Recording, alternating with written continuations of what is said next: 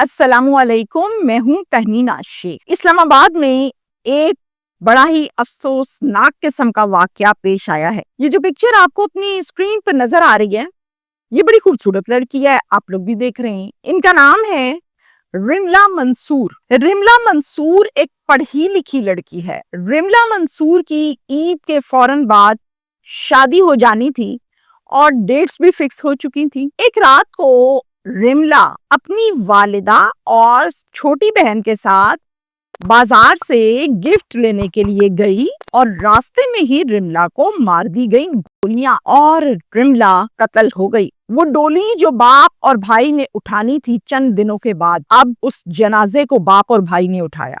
यानी रिमला का जनाजा उस घर से उठा जहां से डोली उठने वाली थी। बहुत भारी और बहुत मुश्किल वक्त होता है ये घर वालों के लिए। आईजी इस्लामाबाद है जी, उनको पता लगा इन गोलियों का। उन्होंने कहा कि जी मुझे बंदे पकड़ के दो, किसने कत्ल किया। और फिर पुलिस ने बंदे पकड़े, गिरफ्तार किया मुलजिम को। अब सब हैरान हो जाएंगे ये सुनकर कि वो जो गिफ्ट था उसकी वजह से रिमला कत्ल हो गई। क्या गिफ्ट की वजह से भी लड़कियां कत्ल हो जाती हैं? अगर रिमला गिफ्ट लेने ना जाती तो आज जिंदा होती। वो गिफ्ट क्या था, वो गिफ्ट किसको देना था, कितने रुपए का गिफ्ट था और इतना इंपॉर्टेंट कौन था कि गिफ्ट के टाइम कत्ल कर दिया गया। पुलिस ने गिरफ्तार किए हैं मुलजिमान। उन मुलजिमान की दुश्मनी रिमला के साथ क्या है जो उन्होंने मौके पे कत्ल कर दिया। ये वाकया इस्लामाबाद में पेश आया है और इस्लामाबाद का एक बड़े खूबसूरत और ठंडा इलाका है, पहाड़ी इलाका है भाराकू। तो यहाँ पर रहते हैं जनाब मंसूर अब्बासी साहब।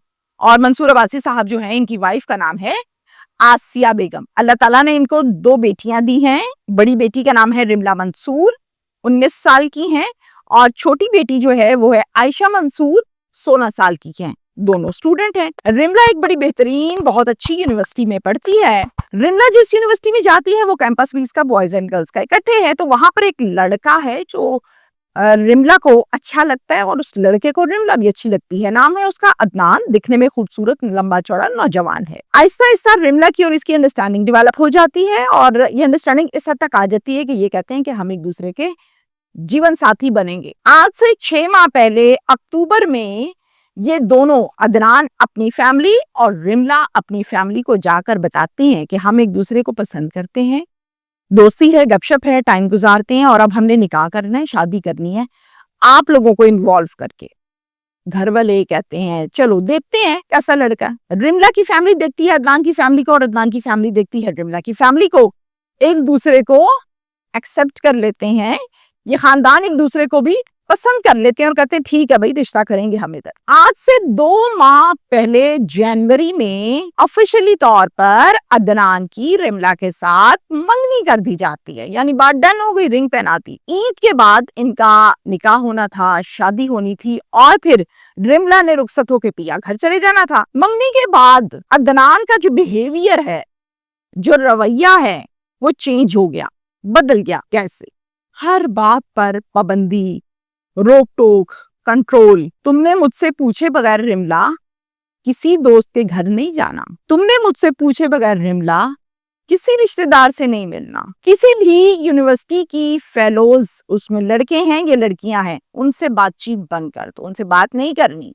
मुझसे पूछो, मैं इजाजत दूं तो तुम बात करना, वरना मत करना। मंगनी के बाद वाले अदनान से रिमला मुतनफ्फर होने लगी कि ये क्या मेरे पे पाबंदियों पे पाबंदियां, डिस्टर्ब होने लग गई। मुझ पर इस तरह से अदनान हर बात पर पाबंदी ना लगाओ। मुझे आपसे इजाजत की कोई जरूरत नहीं है कि मैं आपसे इजाजत लूंगी, ऐसा नहीं होता।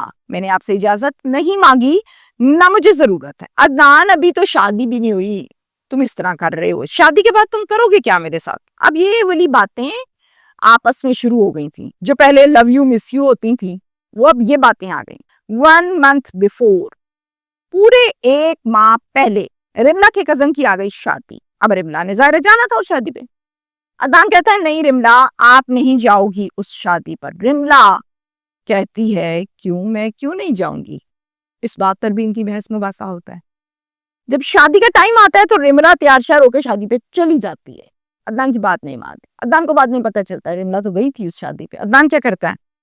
अदनान फोन करता है बहुत चीखता है, ऊंची ऊंची बोलता है, झगड़ा करता है, आपस में मसले मसाइल हो जाते हैं।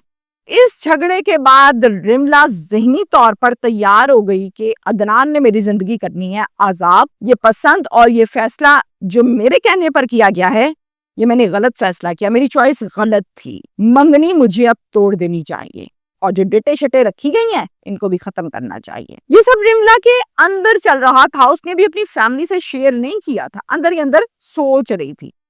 अब इसकी चूंकि फोन पर घंटों बातें होती थी अदनान से और अदनान भी इसको समझ चुका था कि इसकी नेचर क्या है, तो अदनान को समझ आने लग गई थी कि रिमला मुझसे मुतनफ्फर हो रही है। अपनी फैमिली से चूंकि रिमला ने अभी तक शेयर नहीं किया था, उसकी वजह यह है कि अदनान से शादी करने के लिए कहा था रिमला ने।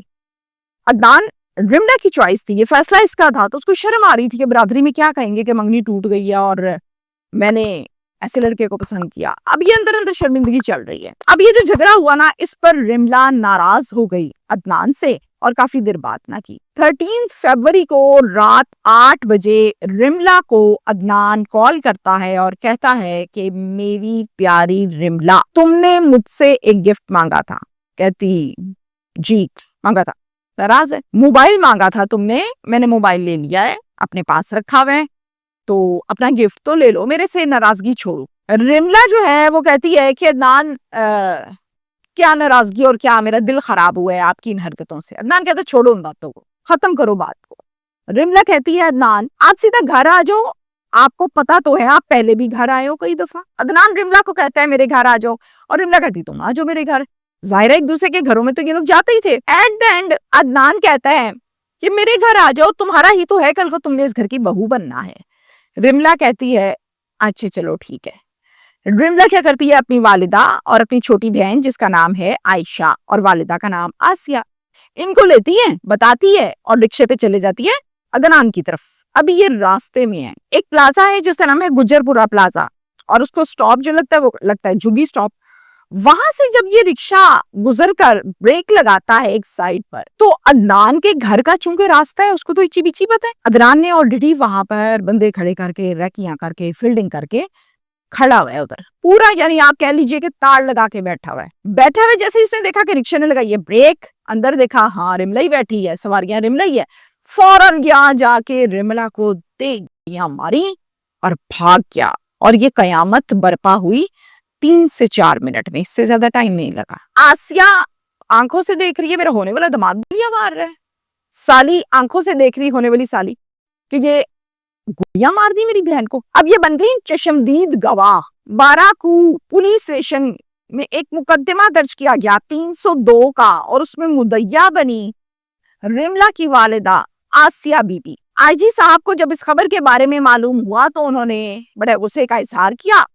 अली नासिर रिजवी साहब, उन्होंने कहा जी फौरन बंदे पकड़ो, यहाँ ये नहीं चलेगा। एक्शन लिया। पुलिस स्टेशन बाराकू में जब ये मैसेज गया कि आईजी साहब एक्टिव हुए हैं, उन्होंने भागम भाग शुरू की और अदनान को हथकड़ी लगा के ले आए अपने पास। अब मुलजिम आ गया है थाने में और एसएचओ साहब कह रहे हैं हाँ वही दस की कीता है, क्यों कीता, यही पुलिस की लैंग्वेज है। इस पर अदनान आगे से अदनान कहता है रिमला का सरजी कहीं और चक्कर चल पड़ा था, ये किसी लड़के के साथ सेट हो गई थी, मैं बड़ा प्यार करता हूँ इससे, बड़ा टाइम गुजारा और मैं तो उसकी बीवी तस्वुर कर चुका था, ये अब मंगनी तोड़ने के चक्कर में थी।